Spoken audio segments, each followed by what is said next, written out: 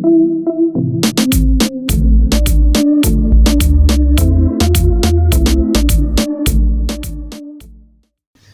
अस्सलाम वालेकुम to all students. आज का हमारा जो लेक्चर है वो है about length measuring instrument. Last lecture में भी हमने जो पढ़ा था वो पढ़ा था अबाउट लेंथ मेजरिंग इंस्ट्रूमेंट, यानी कि हम लोगों ने मेजरिंग इंस्ट्रूमेंट्स के बारे में पढ़ा और उसके बाद देखा कि किन किन इंस्ट्रूमेंट्स के बारे में जो है वो बुक के अंदर एक्सप्लेन किया जाएगा या बताया जाएगा। ठीक है, तो पहला जो उसके बाद हम लोगों ने मेजरिंग इंस्ट्रूमेंट के बाद जो पहला लेंथ मेजरिंग इंस्ट्रूमेंट पढ़ा हुआ है अबाउट लेंथ मेजरिंग इंस्ट्रूमेंट, जिसका नाम था क्या जी हमारा मीटर रॉड। ठीक है, आज जो हम पढ़ने लगे हैं वो है जी वर्नियर कैलिपर। ठीक है, हम लोगों ने उसमें पढ़ा कि बेसिक वो दो पॉइंट्स के दरमियान डिस्टेंस फाइंड करने के लिए होता है, किसी चीज की लेंथ फाइंड करने के लिए होता है, और कम से कम जो है वो 1 मिलीमीटर तक की रीडिंग को फाइंड कर सकता है। उससे कम की रीडिंग को फाइंड नहीं कर सकता, लेकिन अगर हमें उससे कम की रीडिंग मालूम करनी पड़ जाए तो उसके लिए हम क्या करेंगे। ठीक है, तो उस दौरानिये में हम ये काम करेंगे कि हम यूज करेंगे वर्नियर कैलिपर को। ठीक है, ये भी आपका इन्हीं लेंथ के लिए, डायमीटर के लिए और किसी चीज के मतलब के एरिया के लिए फाइंड किया जाता है, यूज किया जाता है। ठीक है, मैं आपको इसकी थोड़ी सी शक्ल भी दिखा देता हूँ बुक में, तो वैसे इसकी डायग्राम बनी हुई है। ठीक है, ये आपके सामने इस टाइम वर्नियर कैलिपर है।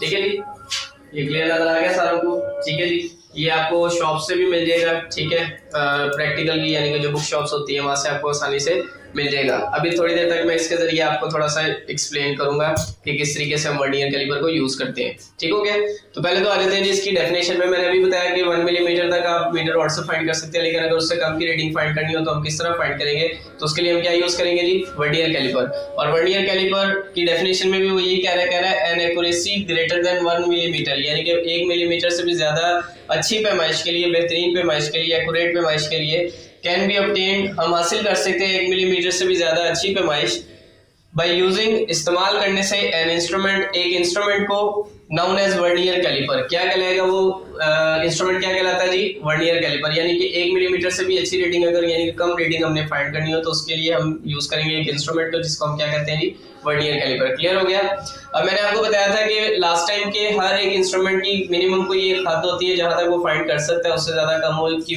वैल्यू को वो फाइंड नहीं कर सकता। इसी तरह वर्नियर कैलिपर की भी जो कम से कम पैमाइश है वो कहां तक है वो हम देख लेते हैं, जिसको हम दूसरे अल्फाजों में लीस्ट काउंट भी कहते हैं। ठीक है जी, यानी कि लीस्ट से मुराद कम और काउंट से मुराद पैमाइश। तो वो लीस्ट काउंट, इसकी डेफिनेशन भी मैंने यहाँ पर लिख दी है आपके सामने। ठीक है, आप ये चाहें तो यहाँ से नोट कर सकते हैं, बुक में भी है, वैसे दोनों साइड से आप जिसमें से मर्जी आप इसको नोट कर सकते हैं। तो डेफिनेशन पे आते हैं जी, the difference between one small division on main scale division and one vernier scale division is 0.1 millimetre. अच्छा जी, ये मेन स्केल डिवीजन और वर्नियर स्केल डिवीजन है क्या, मैं आपको दिखाता चलूं। यहाँ पर आपकी बुक में भी होगा, ये देखें जी कि ये जो है ये वाली, ये आपका है जी मेन स्केल। ठीक है, ये आपका क्या है मेन स्केल। ठीक है, ये टोटल कितने का जी 12 सेंटीमीटर का, और उसके साथ ये मूवेबल एक जॉब है। ठीक है, जिसको आप इस बटन के जरिए जो है यहाँ से मूव कर सकते हैं। इसके साथ ये एक छोटा सा स्केल है, नजर आ रहा होगा सारों को। ठीक है, ये बिल्कुल क्लियर। ठीक है, ये छोटी सी 10 लाइनें होंगी, ये 10 लाइनें जो है ये कहलाती हैं जी इसकी डिवीजन्स। ठीक हो गया, आपके सामने अभी मैंने आपको दिखा दिया, एक मेन स्केल 12 सेंटीमीटर का और दूसरा जी 10 लाइनें हैं जो कि वर्नियर स्केल कहलाती हैं, यानी कि वर्नियर स्केल पर पाई जाती हैं, और उन लाइंस का कोई यूनिट नहीं होता बल्कि वो सिर्फ 10 लाइंस होती हैं, डिवीजन्स जिनको हम कहते हैं। ठीक हो गया, वो कह रहे हैं कि इन दोनों यानी कि सिंपल चीज है, एक मेन स्केल का 0 होगा क्योंकि 12 सेंटीमीटर से स्टार्ट हो रहा है, और एक जो है वो वर्नियर स्केल का 0 होगा जो कि पहली लाइन पे होगा।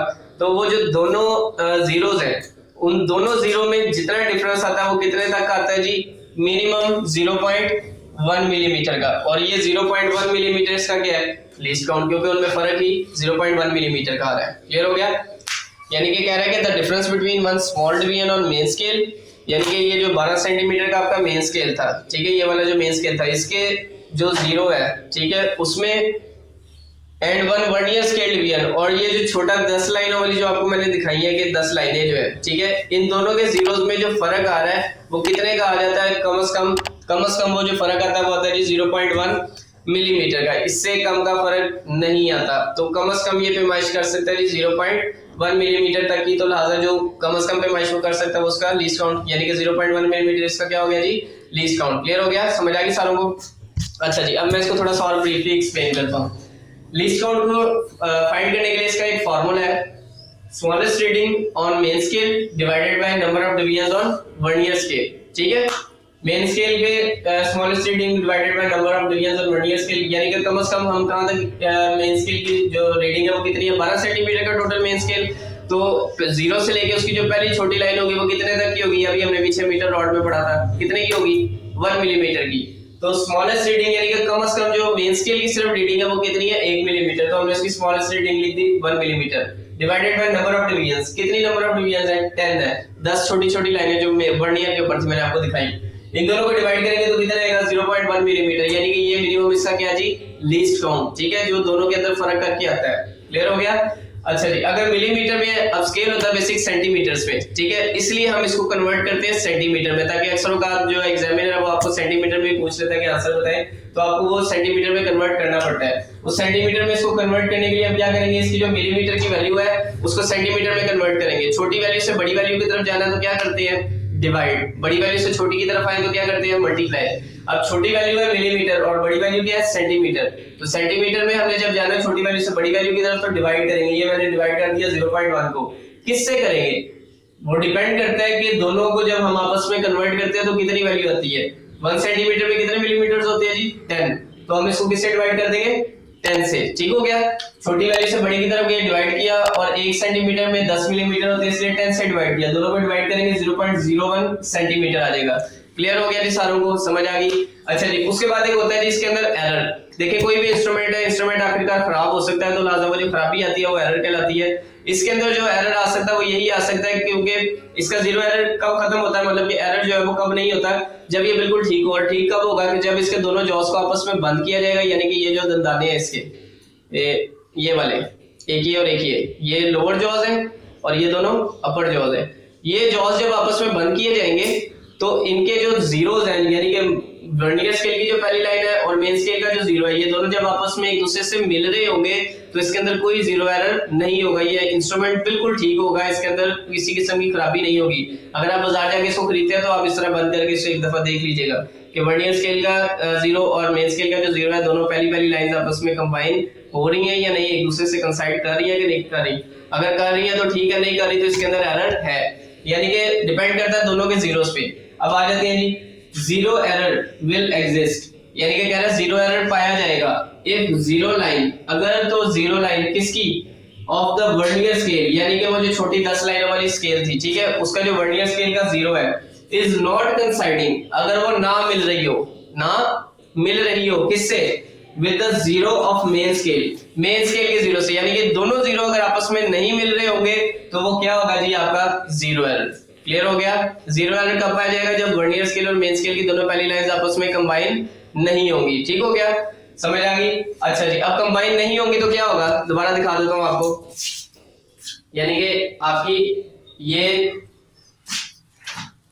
ये छोटी लाइन है एक, ठीक है, और साथ में यहां पर इसकी एक छोटी लाइन होगी, इसकी एक छोटी लाइन, यानी कि पहली लाइन इसकी, ठीक है, इसकी पहली लाइन और इसकी पहली लाइन, ये जब आपस में मिलेंगी तो इनके अंदर किसी किस्म का डिफरेंस यानी कि एरर नहीं होगा।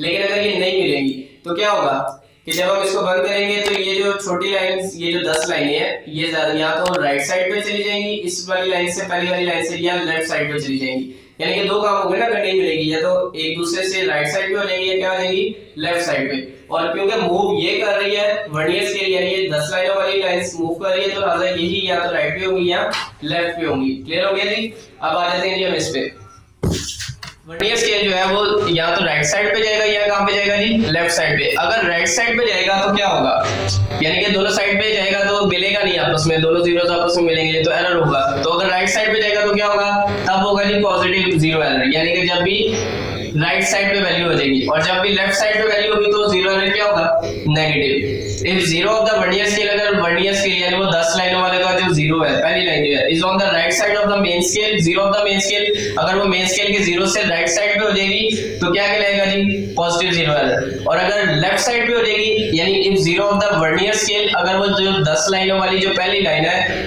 उसका जो जीरो है is on the left side, अगर वो लेफ्ट साइड पे हो जाएगा किसके, zero of the main scale के जीरो से लेफ्ट साइड पे हो जाएगा तो क्या होगा जी, नेगेटिव जीरो एरर। तो बच्चों आज का हमारा जो लेक्चर था वो था जी मेजरिंग इंस्ट्रूमेंट के बारे में दूसरा आज हमने लेंथ मेजरिंग इंस्ट्रूमेंट पढ़ा एज एन वर्नियर कैलिपर, जो कि मीटर नॉट से ज्यादा अच्छी एक्यूरेसी हासिल कर सकता है जी 0.1 मिलीमीटर तक। और इसके लीस्ट काउंट के बारे में पढ़ा कि दोनों इनकी जो मेन स्केल और वर्नियर स्केल की जो रीडिंग्स में फर्क आता है वो क्या कहलाता है जी इसका लीस्ट काउंट। उसको किस तरह मिलीमीटर में रखते हैं और किस तरह उसको सेंटीमीटर में क्यों करते हैं वो भी बताया, क्योंकि एग्जामिनर जो है वो सेंटीमीटर्स में पूछ सकता है या उसका स्केल जो होता है वो सेंटीमीटर में होता है। उसके बाद जीरो एरर इसमें किस तरह पाया जाता है जब दोनों जीरोस आपस में कंबाइन होते हैं, वर्नियर के भी और उसके मेन स्केल के। और पॉजिटिव कब होगा जब वर्नियर स्केल का जीरो मेन स्केल के जीरो से राइट साइड पे होगा, और नेगेटिव कब होगा जब वर्नियर स्केल का जीरो मेन स्केल के जीरो से लेफ्ट साइड पे होगा। ठीक हो गया जी। तो बच्चों आज का हमारा जो लेक्चर था, अगर आपको इसमें से किसी चीज की जो समझ नहीं आई आप उसको कमेंट सेक्शन में पूछ सकते हैं।